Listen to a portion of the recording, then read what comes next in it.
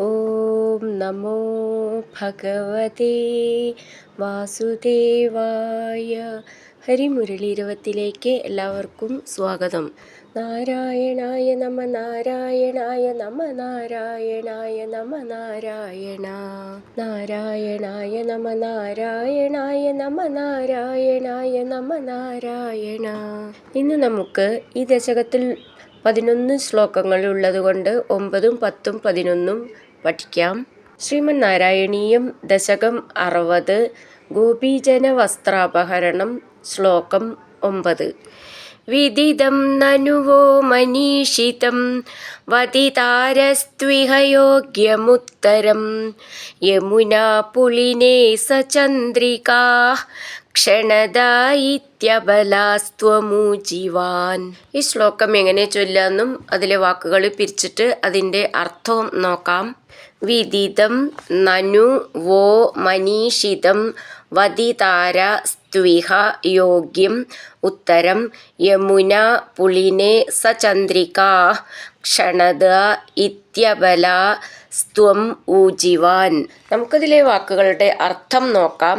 നനു അല്ലയോ ഗോപസുന്ദരിമാരെ, വ നിങ്ങളുടെ, മനീഷിതം ആഗ്രഹം, വിദിതം എന്നാൽ അറിയപ്പെട്ട, ഇഹ തു ഈ കാര്യത്തിൽ, യമുനാ പുളിനെ യമുനാ തീരത്തിലെ, സചന്ദ്രിക നിലാവുള്ള, ക്ഷണദ രാത്രികൾ, യോഗ്യം ഉചിതമായ, ഉത്തരം മറുപടി, വദിതാര പറയും, ഇതി എന്നിപ്രകാരം, ത്വം അങ്ങ്, അബല അബലകളോട്, ഊജിവാൻ പറഞ്ഞു. നമുക്കിതിലെ അക്ഷരങ്ങളൊന്ന് നോക്കാം. വിദിതം, ദി എന്നുള്ളത് ദയിലത്തെ ദ എന്നാണ്. നനു വോ മനീഷിതം വദിതാര സ്ത്വിഹ യോഗ്യം ഉത്തരം യമുനാ പുളിനേ സചന്ദ്രികാ നീട്ടിയിട്ട് വിസർഗം, ക്ഷണദ ഇതി അബല ചേർത്തിട്ട് ക്ഷണദ ഇത്യബല സ്ത്വമൂജിവാൻ, സ്ത്വം ഊജിവാൻ ചേർത്ത് ചൊല്ലുമ്പം ക്ഷണദ ഇത്യബല സ്ത്വമൂജിവാൻ അങ്ങനെ നിർത്താം. ക്ഷണദ എന്നുള്ളതിൻ്റെ ക്ഷാന്ന് നന്നായിട്ട് ഊന്നി പറയണം. വിദിതം നനുവോ മനീഷിതം വദിതാരസ്ത്വിഹ യോഗ്യമുത്തരം യമുനാ പുളിനേ സചന്ദ്രികാ ക്ഷണദ ഇത്യബലാസ്ത്വമൂജിവാൻ. അടുത്തത് 10ാമത്തെ ശ്ലോകം.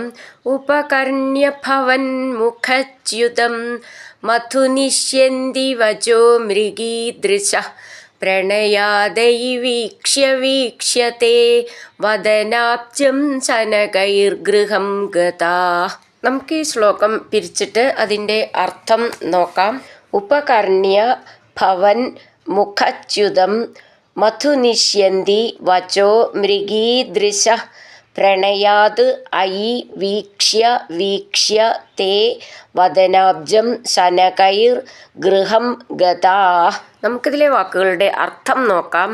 ഐ അല്ലയോ കൃഷ്ണ, മൃഗീദൃശ മാൻകണ്ണിമാരായ ഗോപവനിതകൾ, ഭവൻമുഖച്യുതം അങ്ങയുടെ മുഖത്തിൽ നിന്നും ഉതിർന്ന, മധുനിഷ്യന്തി തേനൊലിക്കുന്ന, വചം വാക്കിനെ, ഉപകർണ്യ അടുത്തു നിന്നു കേട്ടിട്ട്, പ്രണയാത് പ്രേമത്താൽ, തേ അങ്ങയുടെ, വദനാബ്ജം താമര പോലുള്ള മുഖം, വീക്ഷ്യ വീണ്ടും വീണ്ടും നോക്കിയിട്ട്, ശനകൈ മെല്ലെ, ഗൃഹം ഗത ഗൃഹത്തിലേക്ക് പോയി.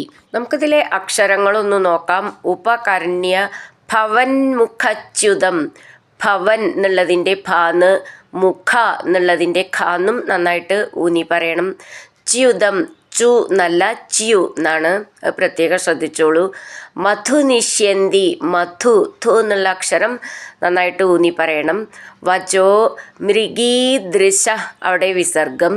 പ്രണയാദയി വീക്ഷ്യ ക്ഷ്യ എന്നുള്ള അക്ഷരം നന്നായിട്ട് ഊന്നി പറയണം.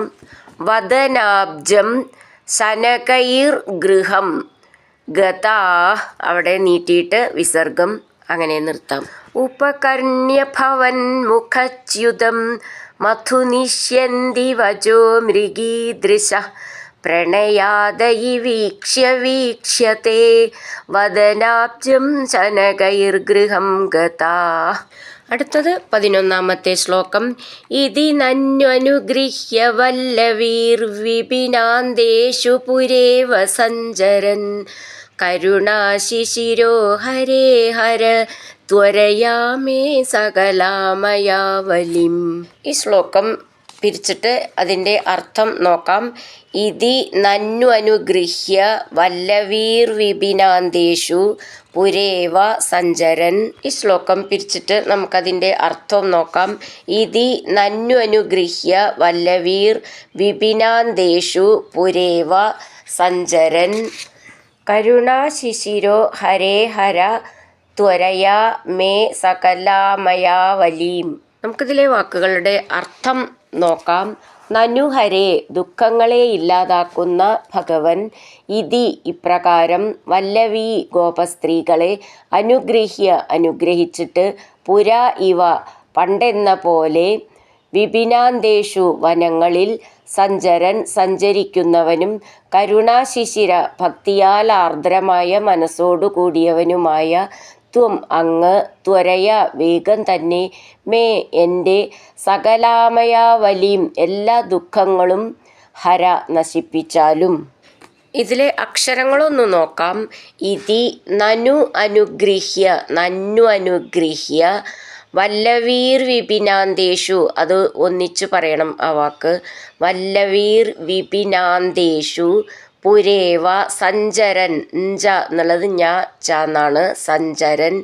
കരുണാശിശിരോ ഹരേ ഹര ത്വരയാ, ത്വ നവള ചിഹ്നം ശ്രദ്ധിച്ചോളൂ, മേ സകല സകലാമയാവലീം അങ്ങനെ നിർത്താം. ഇതി നന്വനുഗൃഹ്യ വല്ലവീർവിപിനാന്തേഷു പുരേവ സഞ്ചരൻ കരുണാശിശിരോ ഹരേ ഹര ത്വരയാ മേ സകലാമയാവലിം. ഹരിനാരായണ ഗോവിന്ദ ജയ നാരായണ ഗോവിന്ദ. ഹരിനാരായണ ജയ നാരായണ ഗോവിന്ദ ഗോവിന്ദ ഗോവിന്ദ.